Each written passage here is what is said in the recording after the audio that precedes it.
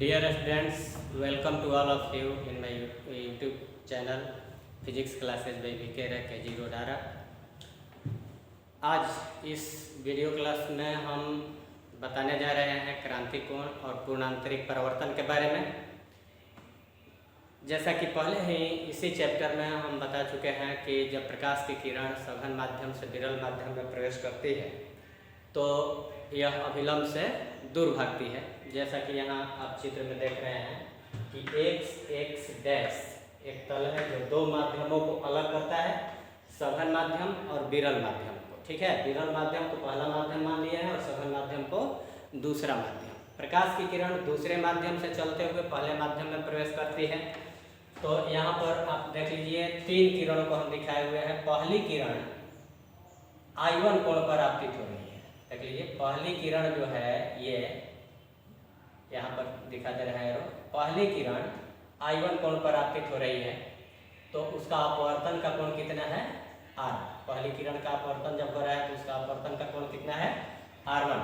ठीक है, जब आपतन का कोण बढ़ रहा है I1 से बढ़ करके I2 हो गया आपतन का कोण, तो वैसी स्थिति में अपवर्तन का कोण भी R1 से बढ़ करके, ये R1 था पहले, R1 से बढ़ करके कितना हो गया R2 हो गया। ठीक है, और इसी तरह से जब आपतन कोण बढ़ते जाता है तो बढ़ते बढ़ते एक ऐसी स्थिति आती है कि अपवर्तन का कोण 90 डिग्री हो जाता है। अर्थात अपवर्तित किरण दो माध्यमों को अलग करने वाला जो तल है, अपवर्तक पृष्ठ उसको ये कहते हैं या अपवर्तक तल कहते हैं, उस पृष्ठ में चलने लगती है ना।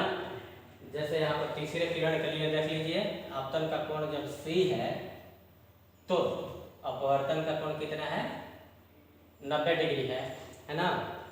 तो इस स्थिति में जबकि अपवर्तन का कोण 90 डिग्री हो विरल माध्यम में, तो सघन माध्यम में जो आपतन का कोण होता है उसे हम लोग क्रांतिक कोण पाते हैं और क्रांतिक कोण को C से सूचित करते हैं। ठीक है, तो क्रांतिक कोण क्या है? सघन माध्यम में, ये सघन माध्यम है, सघन नीचे वाला सघन माध्यम है। सघन माध्यम में वह आपतन का कोण जिसके लिए विरल माध्यम में अपवर्तन का कोण कितना हो जाए 90 डिग्री हो जाए, तो इस स्थिति में सघन माध्यम में जो आपतन का कोण होता है उसे हम लोग क्या कहते हैं? क्रांतिक कोण कहते हैं। ठीक है, क्रांतिक कोण कहते हैं। ठीक है, लेकिन क्या होगा जब आपतन कोण का मान क्रांतिक कोण से भी अधिक हो जाए, है ना? तो इसकी भी चर्चा हम लोग करेंगे। लेकिन अभी जो कुछ है, क्रांतिक कोण पर जो किरण आपतित हो रही है उसका अपवर्तन 90 डिग्री के कोण पर हो रहा है, देख रहे हैं आप। तो इस स्थिति के लिए पहले व्यंजक हम प्राप्त कर लेते हैं। प्रकाश दूसरे माध्यम से पहले में जा रहा है, इसलिए दूसरे माध्यम के सापेक्ष पहले माध्यम का अपवर्तनांक कैसे निकालेंगे? स्नेल के नियम से, है ना जी। साइन I बटा साइन R, तो I के जगह पर कितना है C, तो लिख दे रहे हैं साइन C, और R के जगह पर कितना है 90 डिग्री, तो साइन 90 डिग्री। ठीक है, और 2μ1 है तो इसको हम लिख सकते हैं 1 बटा 2μ1, पहले ही बता चुके हैं इससे पहले वाले क्लास में। 1 बटा 1μ2 लिख सकते हैं, इक्वल टू साइन C बटा साइन 90 डिग्री का वैल्यू 1 होता है। ठीक है, तो 1μ2 अगर हम निकालते हैं, इसको पलटते हैं तो 1μ2 निकालेंगे तो यहाँ आ जाएगा 1 बटा साइन C। ठीक है, या फिर इसको हम ऐसे भी लिख सकते हैं कि 1μ2 है, साइन C को हम यहाँ लाते हैं तो साइन C इक्वल 1μ2 नीचे चला जाएगा 1 बटा 1μ2। ठीक है, ये भी फॉर्मूला सही है। ठीक है, या C हम निकालें अगर C इक्वल टू, तो साइन इनवर्स में आ जाएगा साइन इनवर्स 1/1 म्यू 2। ठीक है, तो ये हो गया। अब हम लोग ये देखते हैं एक एग्जाम्पल कि कांच के लिए हवा के सापेक्ष अपवर्तनांक 1.5 होता है। ठीक है, तो यदि म्यू जी इक्वल टू कितना 1.5, तो इसके लिए साइन सी इक्वल टू कितना हो जाएगा 1/म्यू जी, है ना। तो 1/1.5, या हम ऐसे लिख सकते हैं साइन सी इक्वल टू 10/15, है ना। दशमलव हटा दिए, 10 से नीचे गुना किए तो 15 हो गया, और ऊपर में 10 से गुना किए तो 10 हो गया। 15 5 दूनी 10, 2 में 3 से भाग देंगे, 3 छक 18, 3 छक 18, 3 छक 18, 7 लिख दे रहे हैं, मतलब 0.6667, और यह लगभग साइन 42 डिग्री का मान होता है ना। इसलिए हम लिख सकते हैं C इक्वल टू नहीं, नियरली, लगभग किसके बराबर होता है, कितना का मान यह होता है 42 डिग्री, है ना। तो कांच के लिए क्रांतिक कोण कितना हो गया 42 डिग्री हो गया। कांच के लिए क्रांतिक कोण 42 डिग्री हो गया है। ठीक है, अब हम ये देखते हैं कि अगर आपतन कोण का मान क्रांतिक कोण से भी अधिक हो जाए, ठीक है, तो देखिए अगर आपतन कोण का मान क्रांतिक कोण से भी अधिक हो जाए, ये हम चौथे किरण को ले रहे हैं 4, तो क्या होता है, इसका अपवर्तन नहीं होता है बल्कि इसका परावर्तन हो जाता है।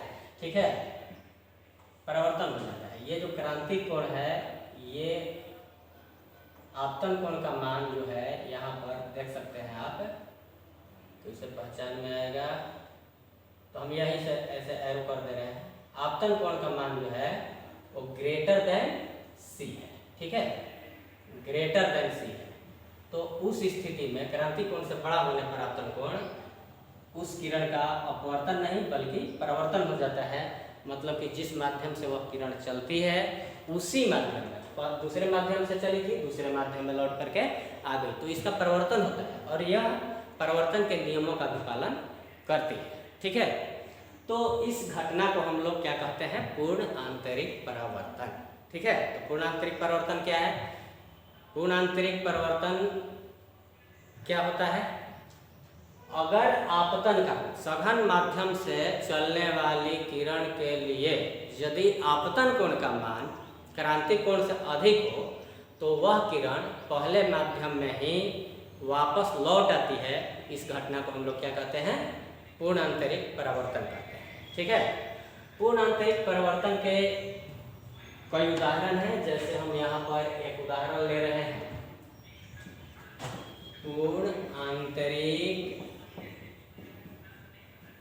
परावर्तन। ठीक है, पूर्ण आंतरिक परावर्तन के उदाहरण, तो देखिए पूर्ण आंतरिक परावर्तन का उदाहरण या एप्लीकेशन या एग्जाम्पल देखिए क्या होता है। पहला लेते हैं मृगमरीचिका। मृगमरीचिका है ना, मिराज इसको कहते हैं, मिराज इंग्लिश है ना। मिराज का मतलब क्या होता है, मरुस्थलों में बालू ही बालू होता है और दिन में बहुत तेज धूप होने के कारण बालू गर्म हो जाता है और बालू के संपर्क में जो हवा होती है वो भी गर्म होती है। और जैसे जैसे हम ऊपर बढ़ते जाते हैं, बालू वाले सतह से ऊपर की ओर बढ़ते जाते हैं, वैसे वैसे हवा का तापमान कम होता है ना। तो हवा कई परतों में बंट जाती है। देखिए यहाँ पर हवा कई परतों में बंट जाती है। बालू के संपर्क में जो हवा होती है वो गर्म होती है ज़्यादा, और जैसे जैसे तालु की सतह से हम ऊपर उठते जाते हैं वैसे वैसे हवा ठंडी होती जाती है। ठंडी हवा का अपवर्तनांक गर्म हवा की अपेक्षा अधिक होता है ना। अर्थात ठंडी हवा सघन माध्यम और गर्म हवा विरल माध्यम का कार्य करती है। देख सकते हैं आप यहाँ कि हवा परतों में बंट जाती है मरुस्थल में, है ना। तो यहाँ पर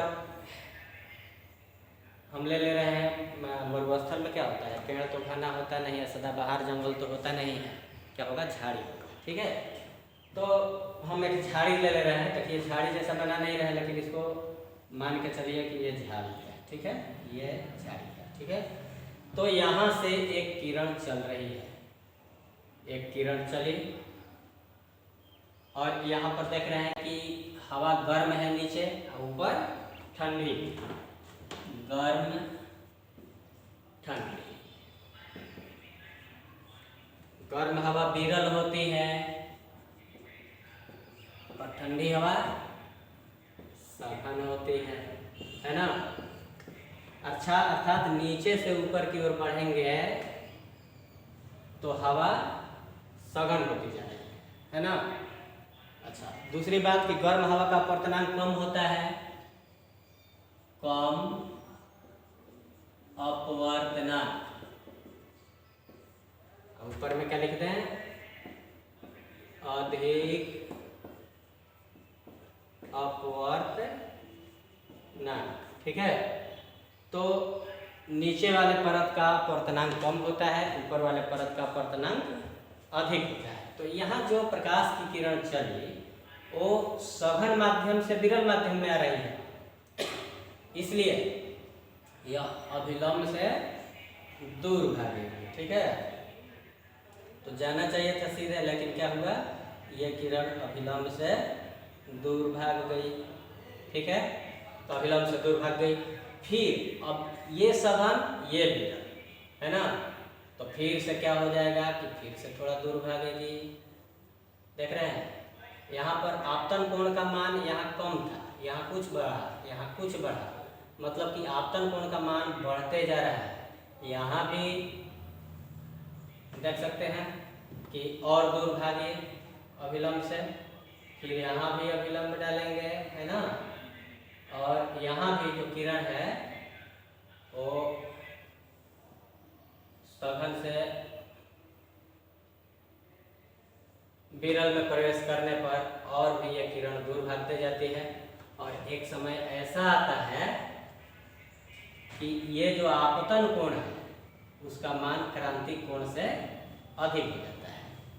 तो अभी हम बताए थे कि आपतन कोण का मान जब क्रांतिक कोण से अधिक हो जाता है, ग्रेटर देन सी हो जाता है, तो क्या होता है, परावर्तन होने लगता है प्रकाश की किरण का। ठीक है, तो यहाँ पर क्या हो जाएगा, प्रकाश का परावर्तन हो जाएगा, है ना, परावर्तन हो गया, है ना। अब क्या हुआ कि ये किरण विरल माध्यम से सघन माध्यम में जा रही है ना। तो विरल माध्यम से सघन माध्यम में जाने पर क्या होता है कि किरण जो है अभिलंब की ओर मुड़ती है। तो ऐसे मुड़ गई अभिलंब की ओर, ऐसे यानी जाना चाहिए था ऐसे सीधे, लेकिन सीधे ना जाकर के थोड़ा सा अभिलंब की ओर मुड़, है ना। अब यहाँ पर जो व्यक्ति है या जो भी जीव जंतु है वो क्या देखेगा, जैसे मान लीजिए कि मरुस्थल में क्या पाया जाता है, ऊंट और मृग पाया जाता है। तो ऊंट तो कई दिन का पानी संचित कर लेता है, उसको विशेष जरूरत नहीं है। मान लीजिए कि ये मृग है, मृग का आँख है ना। तो जिस दिशा से प्रकाश की किरण प्रवेश कर रही है उसी दिशा में, विपरीत दिशा में, उसके विपरीत दिशा में क्या होगा, इस मृग को एक उल्टा प्रतिबिंब दिखाई देगा उस झाड़ी का, है ना। ये जो झाड़ी थी, झाड़ी, उसका उल्टा प्रतिबिंब बनता हुआ यहाँ दिखाई दे रहा है। ठीक है, तो उल्टा प्रतिबिंब कहाँ बनता है, पानी में, है ना। तो मृग को आभास होगा कि वहाँ पर जरूर पानी होगा, तो मृग दौड़ करके वहाँ जाता है, लेकिन यहाँ पर कोई पानी है नहीं और प्यास के कारण मृग की मृत्यु हो जाती है। इसलिए इस घटना को हम लोग क्या कहते हैं, मृग मरीचिका कहते हैं। ठीक है, इस घटना को क्या कहते हैं, मृग मरीचिका।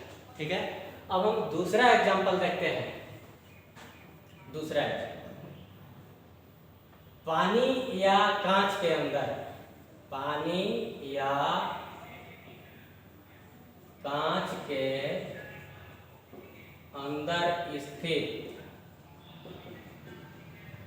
हवा का बुलबुला,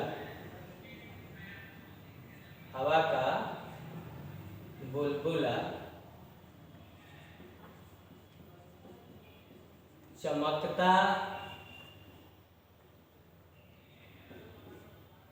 प्रतीत होता है।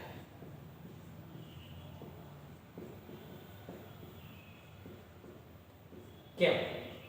है ना, हवा का बुलबुला चमकता प्रतीत होता है, तो यह भी पूर्णांतरिक परावर्तन के कारण ही होता है। देख लीजिए, मान लीजिए कि यह पानी है,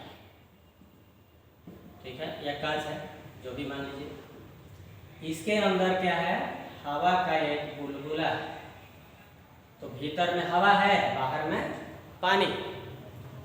जब कोई प्रकाश की किरण चलती है हवा से पानी में, तो पहले तो पानी के सतह पर इसका अपवर्तन होता है ना, जिसके चलते अब ये सीधे न जा करके थोड़ा सा मुड़ जाती है, ठीक है, अविलंब की है।